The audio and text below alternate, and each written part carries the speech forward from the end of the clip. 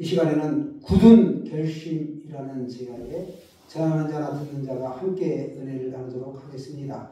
오늘 본문 51절에 보시면 예수께서 승천하실 기약이 차감해 예루살렘을 향하여 올라가기로 굳게 결심하시고 합니다.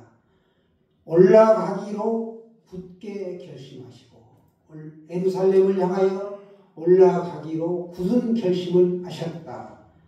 왜 예수님은 굳은 결심을 하셔야 했을까요? 예루살렘에 올라간다는 것은 곧 자신 앞에 놓인 고난과 죽음을 받아들이겠다라는 뜻입니다. 예수님은 참 하나님이시자 참 사람이시기 때문에 장차 자신이 예루살렘에 올라가면 어떤 일을 당하게 될지를 모두 알고 계셨습니다. 그럼에도 자신은 그 길을 피하지 않았다라는 거죠. 고난 받을 것을 알고 계셨기 때문에 얼마든지 피할 수가 있었습니다. 그럼에도 예수님은 예루살렘을 향하여 올라가기로 굳게 결심하시고 이제 결행하신 것입니다. 왜 그분이 올라가지 않으시면 안 되었을까요? 죄인들이 구원받는 일이 없다라는 거예요. 택함 받은 백성들이 구원받으려면 보혈의 피가 필요한데 예수님이 달려 돌아가셔야 되죠. 그래서 예수님은 그 길을 가신 것입니다. 고난 당하지 않으면 그분이 그 고통은 피할 수 있을지 모르지만 택함 받은 백성들은 영원히 지옥에서 고통받게 된다라는 것 때문에 그분은 그 길을 피하지 않으셨습니다. 고난받는 것, 십자가에 달려 죽기로 또 죄인들을 위한 대속물이 되기로 이렇게 굳은 결심을 하신 것입니다. 예수님은 지극히 높으신 하나님의 아들이시면서도 바로 우리를 구원하시기에 가장 낮고 천한 이 땅에 오셨습니다. 복음서가 가르쳐 주시는 예수님의 그리스도 되심이 여기에 있습니다. 휴 에런슨이라고 하는 사람은 18세의 젊은 나이에 고향 스웨덴을 떠나 혼자 미국으로 이민을 갔으나 누구 한 사람 반겨주는 사람도 없었고 일자리를 찾는 것도 쉽지 않았습니다. 마침내 가지고 있던 돈도 다 떨어지고 말았습니다. 하루는 허기진 배를 움켜쥐고 무작정 서구로 가는 기차 화물칸에 올라탔는데 그만 열차 승무원의 어깨에 발각이 되고 실컷 두드려 맞고 열차에서 쫓겨나고 말았습니다. 매맞은 몸으로 강가에 쪼그리고 앉아서 강물에 비친 자신의 모습을 보았습니다. 그렇게 처량해 볼 수가 없는 것입니다. 차라리 저 강물에 몸을 던져버릴까 하는 생각도 들었습니다. 그러나 불현듯 그의 마음속에 떠오르는 성경 구절 한마디가 있었습니다. 내가 선한 싸움을 싸우고 나의 달려갈 길을 마치고 믿음을 지켰으나 이렇게 그 구절이 떠올랐다는 거예요. 그런데 그걸 말씀을 묵상하면서 가만히 자신에게 질문을 던졌습니다.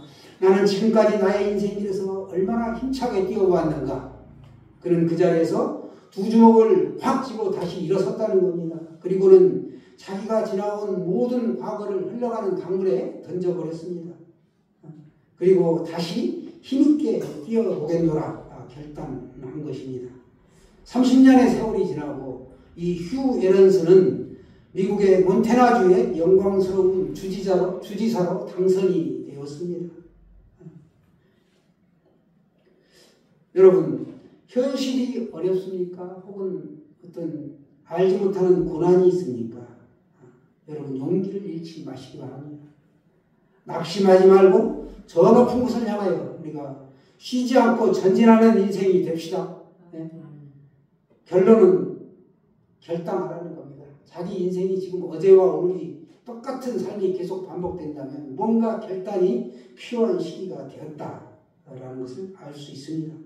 우리 주변에 보면 담배를 끊어야지 하면서 결단하지 못해가지고 끝내 병원에 가는 사람이 있죠. 그리고 술도 끊겠노라 다짐만 매번 하고 결행을 하지 못해가지고 병원에 가서야 이제 뉘우치죠. 그런 사람들이 있습니다. 중독이 되는 겁니다. 중독이 이렇게 무섭죠. 도박도 마찬가지예요. 양손 양발 다 손가락 발가락 끊어야 도박도 멈춘다는 말이 있습니다. 그 정도로 강한데 그게 굳은 결심을 하는데 하나님의 말씀 안에서 굳은 결심이 이루어져야만이 되는 것이죠.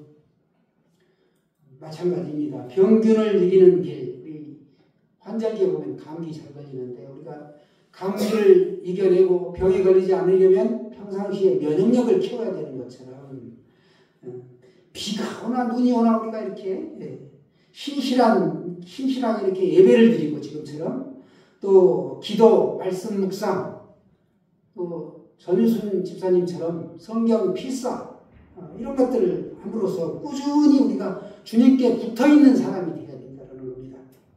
그러면 이 붙어있는 연습이 쌓이면 그 사람은 하나님이 주시는 기적을 체험할 수 있다라는 사실입니다. 제가 보면 아시겠죠? 코카콜라. 아서 캔들러라고 하는 사람이 창업자인데 이 사람 얘기를 좀 들려주고 싶어서 일부러 콜라를 한 병 가져왔습니다. 이분이 어떤 사람인가? 원래는 알코올 중독자였습니다. 젊은 날에. 술에 중독되어서 술을 안 먹으면 살 수 없고 술 기운이 들어가야 정신이 돌아오곤 하였습니다. 그래서 알코올 중독자 수용소에 끌려가서 오랫동안 고생을 참 많이 했습니다.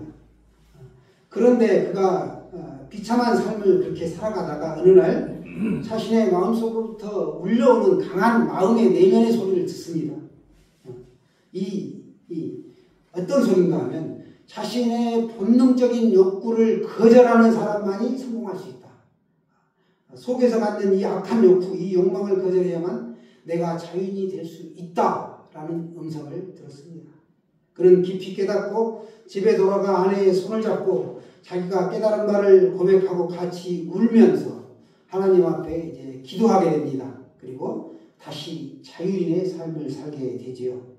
술의 노예가 되었던 사람이 이제는 자유인이 되었고 그의 양심도 그의 영혼도 모든 악한 욕망으로부터 벗어나 자유롭게 살아갈 수 있게 되었습니다. 그리고 사업 소득의 11조를 하나님 앞에 철저하게 바치면서 코카콜라라고 하는 큰 기업을 이루게 되었습니다. 사랑하는 여러분, 본문에서 예수님께서도 보시면 예루살렘을 향하여 올라가기로 굳게 결심하시고 이렇게 말씀하십니다. 예루살렘을 향하여 올라가기로 굳은 결심을 하셨다라는 겁니다. 그리고 출발을 하셨습니다. 그리고 중간에 사마리아 지역을 경유하고자 하셨습니다. 왜냐? 사마리아 백성도 하나님께서 구원하시길 원하시기 때문에 예수님은 그 길을 가고자 하신 것이죠. 그러나 선발대들이 이 선발대를 미리 보냈는데 그 선발대들이 배척을 받죠. 허락을 경유하는 것을 허락하지 않습니다. 이때 그 소식을 듣고 사랑하는 제자 요한과 야고보가 예수님께 말합니다. 저들에게 불을 내려 멸하소서라고 하지요. 그러나 예수님은 심판의 목적이 있는 것이 아니기 때문에 구원의 목적이 있기에 두 형제를 꾸짖고 다른 마을로 조용히 가셨습니다. 성경에도 말씀하시죠. 하나님의 아들을 이 세상에 보내신 이유는 세상을 심판하려 하심이 아니라 구원을 받게 하려 하십니다. 이렇게 말씀하십니다. 우리가 살면서 상대방으로부터 숱한 비난과 거절을 당하면서 우리가 살게 됩니다. 여러분, 비난을 받거나 거절을 당했을 때 어떻게 반응하고 있습니까? 오늘 예수님의 태도를 본받으시길 바랍니다.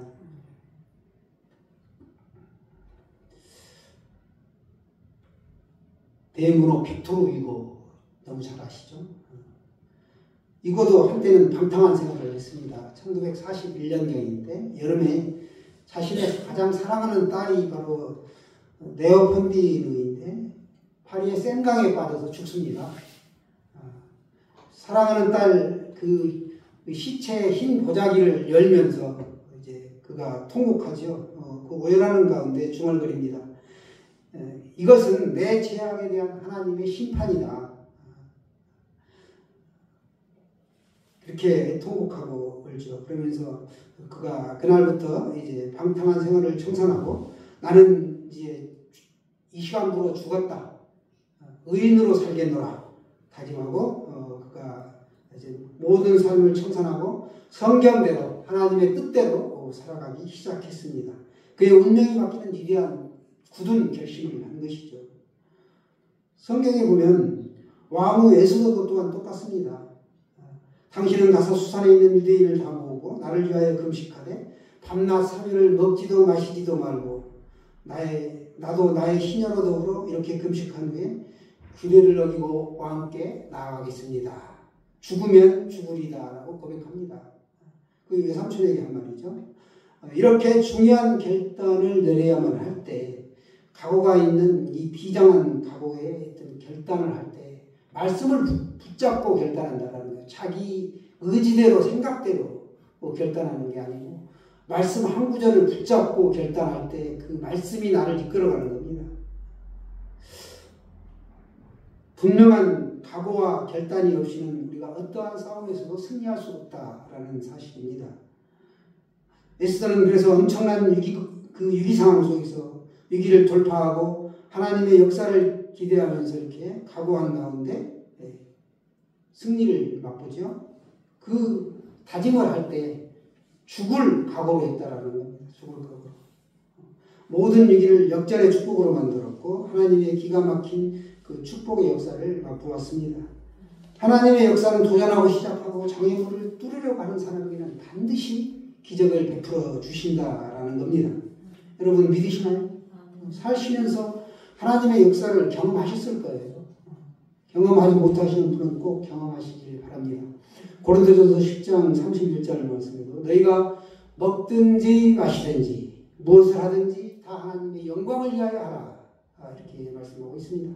먹는 것도 마시는 것도 무슨 일을 하든지 하나님의 영광을 위해서 하는 것이다. 직장에서 일을 하는 것도 사업을 하는 것도 공부를 하는 것도 사람을 만나는 것도 다 하나님의 영광을 위해서 하는 것이다.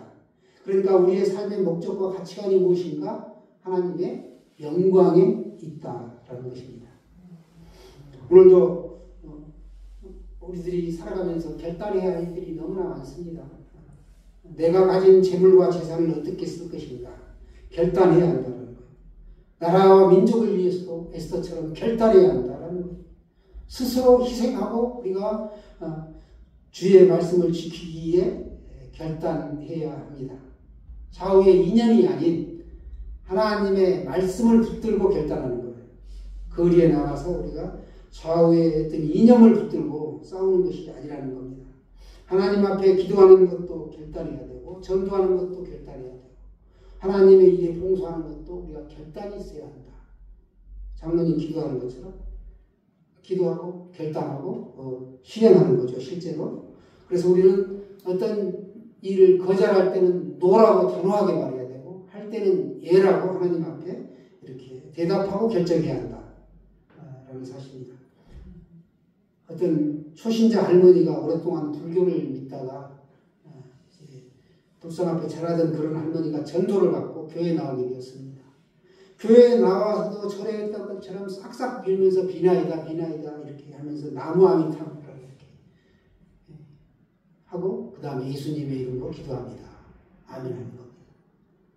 사람들이 묻습니다. 할머니 이제 예수 믿었으니까 한 가지만 해야지 왜 나무아미타불 그것까지 하시느냐 이렇게 하니까 하나님이 그분이 하신 말씀이 어떤 신을 믿든지 하나만 믿을 수 없다. 누가 내 소원을 들어줄지 모르지 않느냐. 마치 보험 들듯이 여기저기 보장받으려고 그렇게 믿는다라는 거예요. 양다리 삼다리 거치는 거죠. 우리의 삶도 그렇다는 거예요. 하나님도 믿고 세상도 믿고 돈도 따르고 하나님 말씀도 따라가기로 원하고 두 개 하는 게 쉽지 않습니다. 그래서 성경은 마음이 나뉘는 걸 싫어하기 때문에 오직 하나님만 바라보고 따르고 나만 믿고 의지하라. 하나님은 그렇게 말씀하고 있습니다. 내가 하고 싶은 것 믿고 싶은 대로 살지 말고 말씀대로 살라는 거예요. 말씀대로. 쉽지 않죠. 그렇지만 그렇게 살려고 우리가 노력하고 하나님께서 나의 그 약한 부분을 만져주시고 내 삶을 이끌어달라고 우리가 맡겨드리는 겁니다. 자신의 의지대로 하는 건 반드시 실패하게 되어 있습니다. 우리 인간의 의지는 연약해서 3일을 못 넘겨요. 그렇습니다. 여러분 말씀을 붙잡고 그렇게 굳은 결심하시고 결행하시기를 바랍니다. 그런 사람들은 반드시 복을 받습니다. 우리가 하나님을 섬기면서 오로지 하나님께 영광 돌리는 삶을 살아야 합니다. 미국 포춘지에도 보시면 크게 실패한 사람들 2,500명을 대상으로 실패의 원인이 무엇인가를 조사했습니다. 그랬더니 조사 결과 여러 가지 유형의 답이 나왔는데 그 중에서 가장 공통적인 대답이 무엇이었냐? 결정력 부족이었다라는 거예요.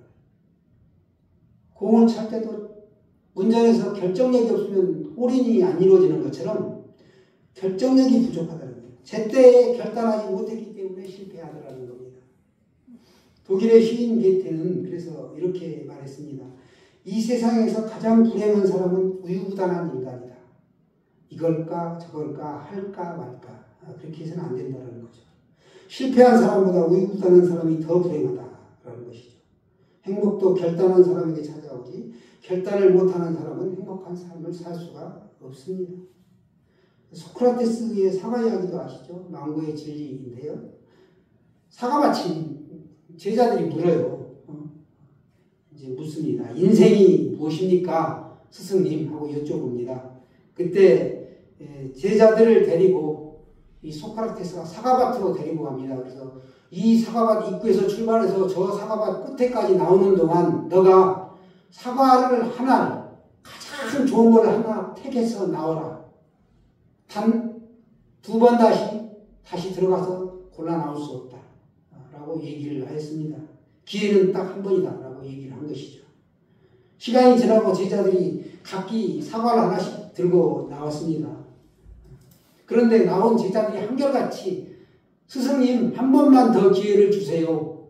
라고 얘기합니다. 자신이 가지고 나온 사과를 보니까 뭔가 불만족스러운 거예요. 다시 들어갔다 나오면 좀 더 크고 빛나고 먹음직스러운 사과를 가지고 나올 수 있다는 그런 생각이 드는 것이죠. 그때 애원하는 그들에게 소크라테스가 단호하게 고개를 저으면서 진지한 목소리로 말했습니다. 그게 바로 인생이다. 인생은 언제나 단 한 번의 선택밖에 없다라. 이렇게 이야기를 했습니다. 인생에는 가정이 없다라는 것이죠. 이미 지나간 인생에 대해 우리가 가정법을 써본들 지금의 현실은 결코 변하지 않는다라는 겁니다. 내가 그때 그 남편을 그 여자를 안 만났으면 내 인생은 달라졌을 거야. 안 된다라는 거 이미 자기가 선택한 겁니다. 또한 윌리엄 베너드의 그 위지엄 스토리북에도 인생이란 강물의 흐름과 같은 것이다. 그 흐름은 모든 것을 과거로 만들어 놓습니다. 우리가 보는 빛이죠, 빛. 빛도 지금 있는 게 아니에요. 내 눈을 통하여 나오는 것, 내 모습을 보는 것도 과거의 모습을 보는 것, 지금 내 모습을 보는 게 아닙니다. 빛으로 이미 볼 때는 시간이 흘러가지고 나는 다른 과거의 모습을 내가 보는 겁니다. 그렇게 생각하시면 돼요. 그래서 우리 인생의 과거는 후회가 있을지언정 되돌릴 수는 없다라는 겁니다. 그래서 인생에는 가정법이 없다. 여러분 지금 선택한 결정들이 모여서 자신의 인생을 이루었고 역사를 만들었다는 것이죠. 그래서 우리가 신중해야 합니다. 그 선택에 대한 책임은 오로지 자신의 몫이기 때문에 그렇다는 것이죠. 선택에는 물론 정답이 없습니다. 배우자의 선택도 정답이 없죠. 하나님이 택한 배우자가 있는데 그 택한 배우자가 정해져 있다라고 얘기를 하는데 만약에 내가 그분을 놓쳐가지고 다른 사람을 택했어. 그러면 그 질서가 어떻게 되겠습니까? 난리가 나겠죠. 하나가 꼬였으니까 뭐 얽히고 설키고. 그래서 내 마음에 드는 사람이 없어서 나는 결혼 못할 거야. 이 말이 안 맞다라는 거예요.